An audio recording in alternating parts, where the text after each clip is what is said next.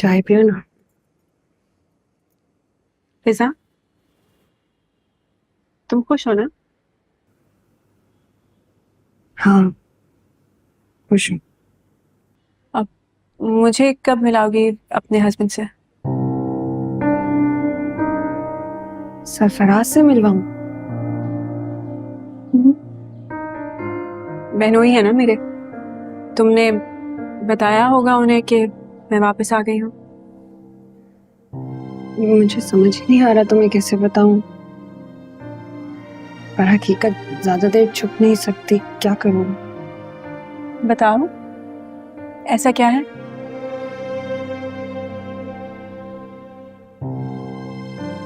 सरफराज,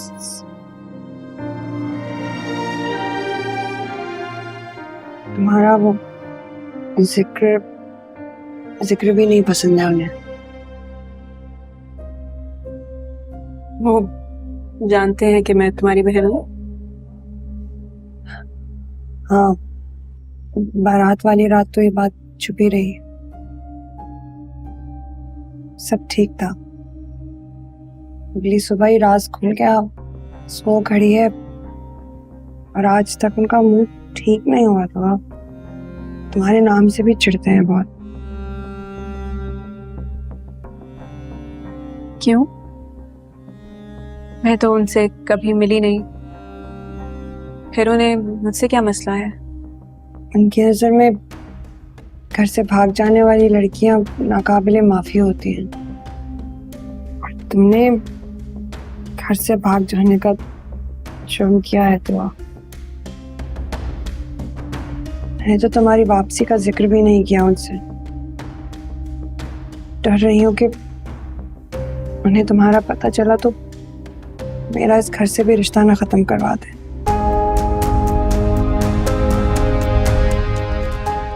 अब से तुम नहीं फिजा, बल्कि सरफराज डरेगा।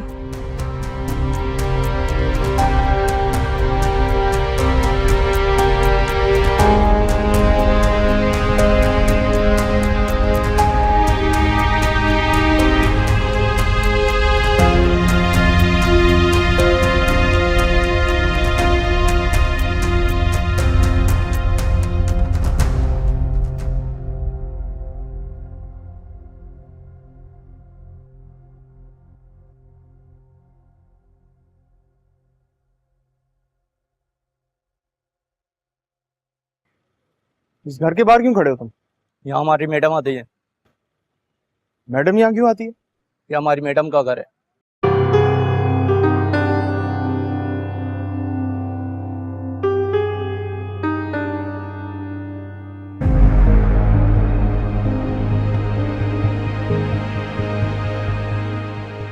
तुम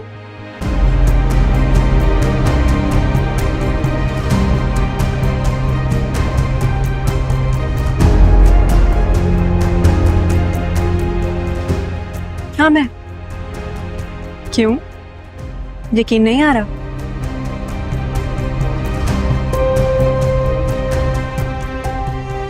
यकीन आएगा भी कैसे? अपने तौर पे तो तुमने मुझे उस जहन्नुम में दफन कर दिया था ना, जहां मैं जलती रहती।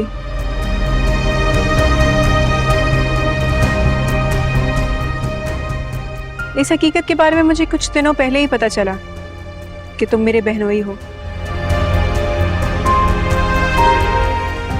और यकीन जानो, मुझे बिल्कुल अच्छा नहीं लगा। मेरी इतनी अच्छी बहन का शौहर तुम जैसा बदकिरदार कैसे हो सकता है? सच कहूं तो मैंने भूलना चाहा था जो कुछ तुमने मेरे साथ किया, वो सब कुछ अल्लाह पे छोड़कर आगे बढ़ना चाहती थी मैं, पर अब नहीं। अब मेरा इरादा टूट रहा है, ये जानने के बाद कि तुम फिजा के शौहर हो।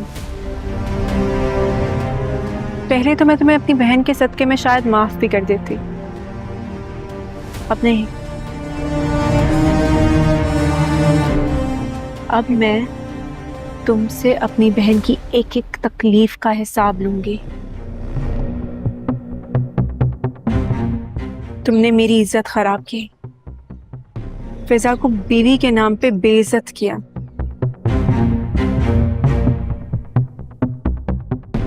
वाकई उसका जुर्म बहुत बड़ा है जो उसने तुम जैसे घटिया इंसान के साथ शादी की।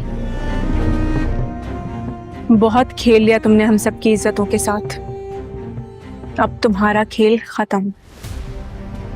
अब मैं तुम्हें बताऊंगी कि इज्जत खराब होना कहते किसे हैं। तुम अब एक एक पल उस दर्द से गुजरोगे जिससे मैं गुजरी हूं।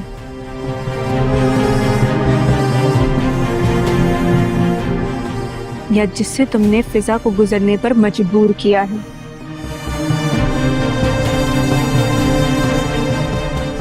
तुम अब फिजा की आंख में एक आंसू तो लाकर दिखाओ। अगर तुम्हें धूल ना चटाई ना, फिर कहना। वो कल की बेबस दुआ थी जिसे तुमने बाजार की रौनक बनाना चाहा।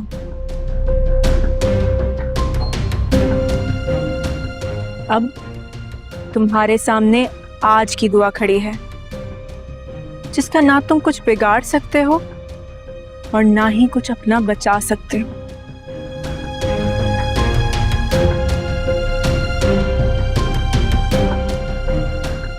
तुम अब देखो कि मैं तुम्हारे साथ करती क्या हूं।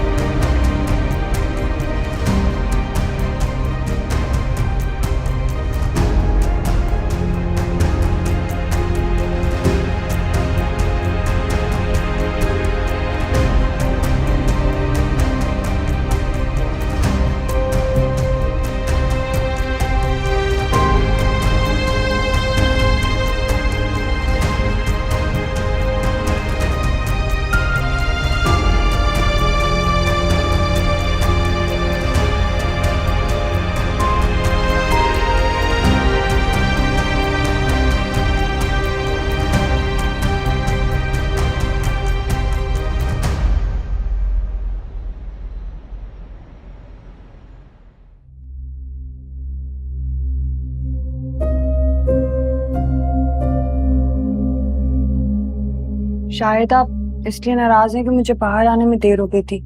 बस उन्हें अब आया ही नहीं मिल रहा था, इसलिए आते आते ना बहुत देर लग गई।